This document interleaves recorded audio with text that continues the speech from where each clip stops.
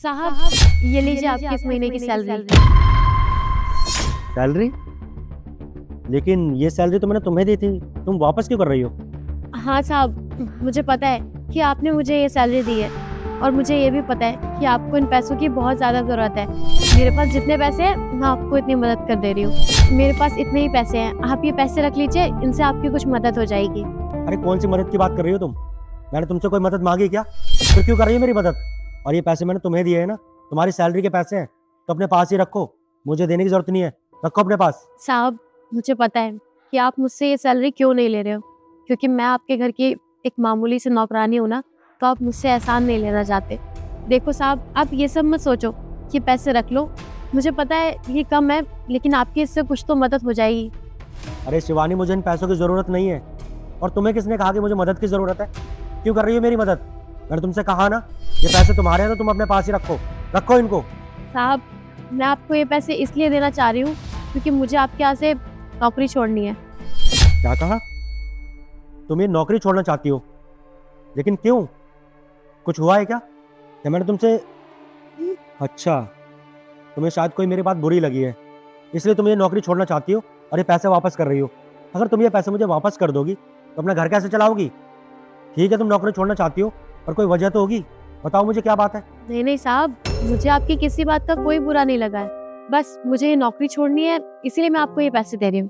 देखो शिवानी, मुझे कुछ समझ नहीं आ रहा है। साफ साफ बताओ ना मुझे, आखिर बात क्या है? देखिए साहब, मैं ये पैसे आपको इसलिए लौटा रही हूँ ताकि आपकी कोई मदद हो जाए, पर मेरे पास इतने ही पैसे हैं, कुछ तो मदद हो जाएगी आपकी। देखिए साहब, आप इन पैसों को रख लीजिए, आप मना मत कीजिए। क्यों मना कर रहे हैं आप? देखो शिवानी, मैं सच बोल रहा हूँ। तुमने आज तक कभी ऐसी कोई हरकत नहीं की है जिसे तुम्हारे ऊपर मुझे शक हो। अगर तुम साफ साफ नहीं बताओगी तो मुझे पता कैसे चलेगा?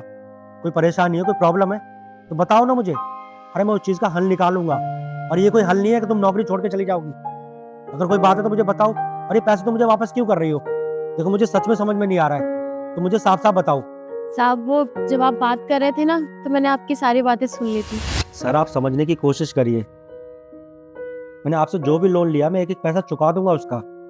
अभी मेरा बिजनेस बहुत घाटे में चल रहा है सर। सर, मैं आपसे वादा करता हूँ, मैंने आपसे जो पैसा लिया मैं सारा पैसा वापस करूंगा आपको। बस कुछ दिन की मोहलत दे दीजिए मुझे। Sir, hello hello.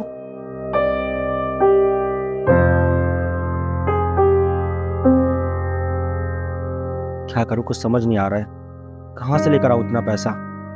घर चलाने में मुश्किल हो गया है, ऊपर से लोन वाले फोन कर करके परेशान कर रहे हैं।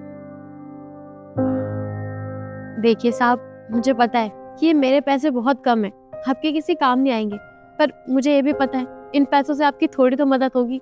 मैं इतने टाइम से आपके यहाँ पे काम कर रही हूँ, 2 साल हो रहे हैं, और अभी तक कभी भी आपने मेरे साथ कोई भेदभाव नहीं किया है, गैरों की तरह मेरे साथ कोई व्यवहार नहीं किया है। हमेशा आपने अपने घर के सदस्य की तरह हमें रखा है, अपनी छोटी बहन की तरह बहुत इज्जत दी है आपने हमें, और किसी चीज की कमी भी नहीं रखी है।